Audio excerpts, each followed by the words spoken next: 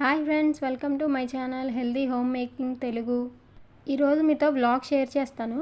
పప్పు పెట్టేసానండి స్టవ్ మీద. టమాటా పప్పు చేస్తున్నాను. ఈలోపు కూరగాయలు సర్దేసుకుంటున్నాను. అన్నీ సెగ్రిగేట్ చేసుకుంటున్నాను. పిల్లలిద్దరూ స్కూల్కి వెళ్ళిపోయిన తర్వాత స్టార్ట్ చేశానండి వంట పని. హాఫ్ డేస్ కదా పిల్లలకి. నేను డైలీ వ్లాగ్స్ కూడా పోస్ట్ చేస్తానండి. ఇంట్రెస్ట్ ఉన్న వాళ్ళు చూడండి. మీకు చాలా టిప్స్ కూడా చెప్తాను. స్టవ్ మీద పప్పు ఉడుకుతుంది. మీరు టమాటా పప్పు ఎలా చేస్తారో నాకు కమెంట్ చేయండి. ఇప్పుడు దీనిలో మనం పసుపు వేసుకుందాం. పప్పుని నేను స్టీల్ బాండీలోనే కుక్ చేస్తున్నానండి. పిల్లలకి హాఫ్ డేస్ కదా, లంచ్ బాక్స్ పెట్టే పని లేదు కదా, అందుకని నేను నిదానంగానే వండుతున్నాను. ప్రెషర్ కుక్కర్లో కంటే దీనిలోనే టేస్ట్ చాలా బాగుంటుంది. కానీ ఒక్కొక్కసారి టైం లేనప్పుడు నేను ప్రెషర్ కుక్కరే యూజ్ చేస్తాను. ఇలాగా లేట్ అయినా కానీ టేస్ట్ బాగుంటుంది. ఇంకా పప్పులో వేయడానికి నేను ఆనియన్స్, పచ్చిమిర్చి, టమాటా కట్ చేస్తున్నాను. నా ఛానల్ని మీరు కొత్తగా చూస్తున్నట్టయితే సబ్స్క్రైబ్ చేసుకోండి, లైక్ చేయండి, కామెంట్ చేయండి, ఇంకా షేర్ కూడా చేయండి.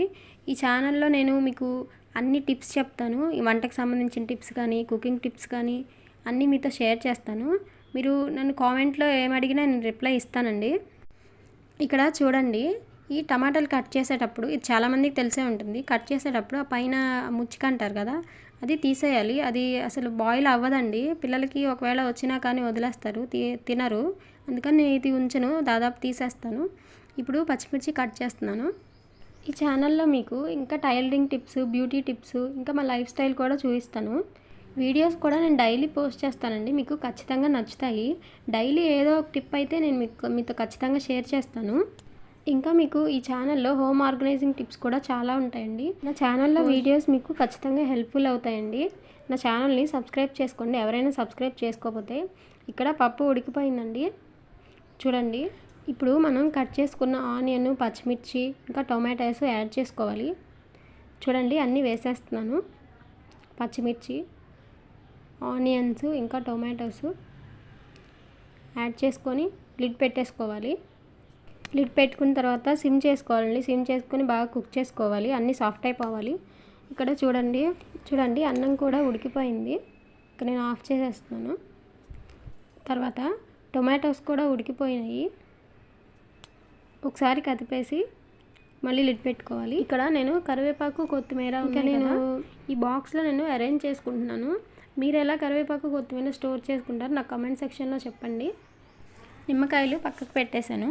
ఇంకా కరివేపాకు ఆకులు దూసేసి ఆ బాక్స్లో స్టోర్ చేసుకుంటానండి. ఈ బాక్స్లో కొత్తిమీర ఒకవైపు, కరివేపాకు ఒకవైపు పెట్టేసుకుంటాను. ఈ బాక్స్లో కొత్తిమీర, కరివేపాకు నాకు ఒక వారం వరకు వస్తాయి. ఈ బాక్స్ నాకు చాలా హెల్ప్ఫుల్ అవుతుందండి. ఈ బాక్స్ని నేను డీమార్ట్లో తీసుకున్నాను.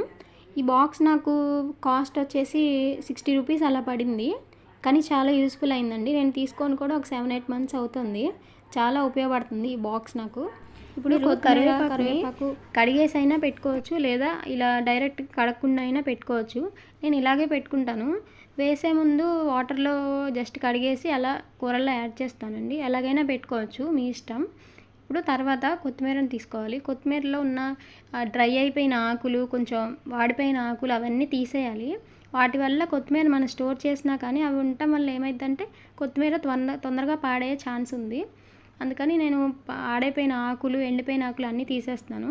ఇట్లా వెనకాల ఆ వేర్లన్నీ చేతి తుంచేసి ఇలా స్టోర్ చేసుకుంటానండి ఈ బాక్స్లో. తర్వాత దీనికి లిడ్ పెట్టేయాలి. ఈ బాక్స్ మాత్రం నాకు చాలా యూస్ఫుల్ అవుతుందండి.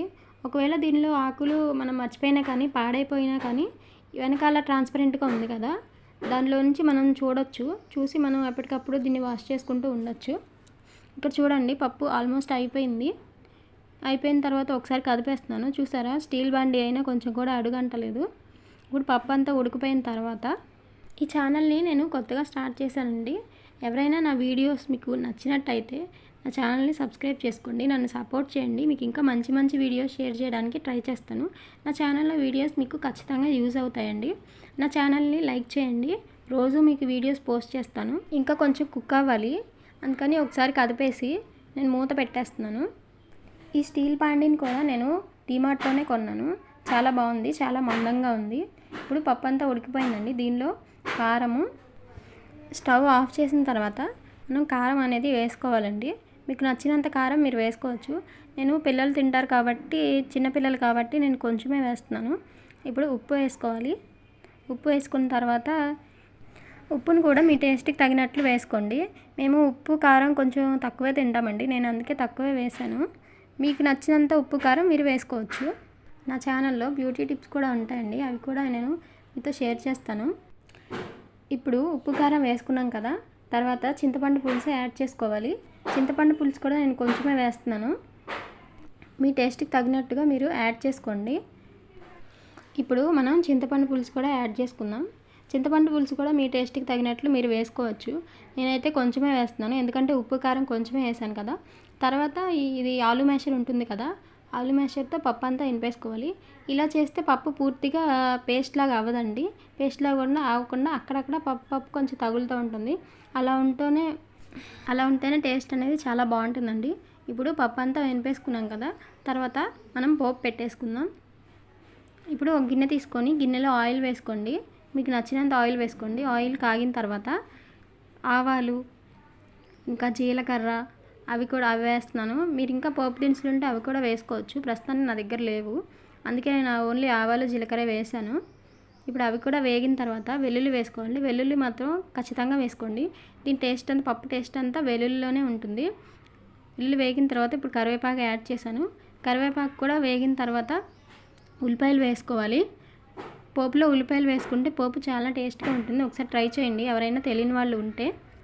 పోపు వేగేటప్పుడు సిమ్లో పెట్టుకోండి, సిమ్లో పెట్టుకొని వేయించుకుంటే పోపు మాడిపోదు.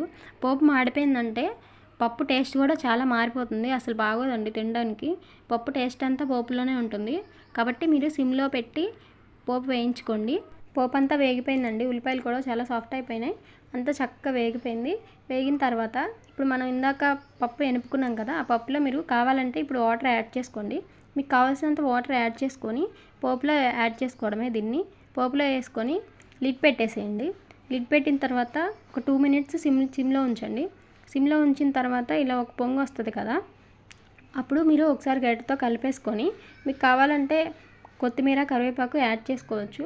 నా దగ్గర కరివేపాకు లేదండి, కొంచెమే ఉంది, అందుకని నేను కొత్తిమీర ఒకటే యాడ్ చేస్తున్నాను. కొత్తిమీర యాడ్ చేసుకోండి, చాలా టేస్టీగా ఉంటుంది, పప్పులో చాలా బాగుంటుంది. ట్రై చేయండి, ట్రై చేయని వాళ్ళు. ఇంతేనండి, టమాటా పప్పు రెడీ అయిపోయింది. ఇలా చేసుకుంటే చాలా సింపుల్గా అయిపోతుంది, చాలా టేస్టీగా ఉంటుంది.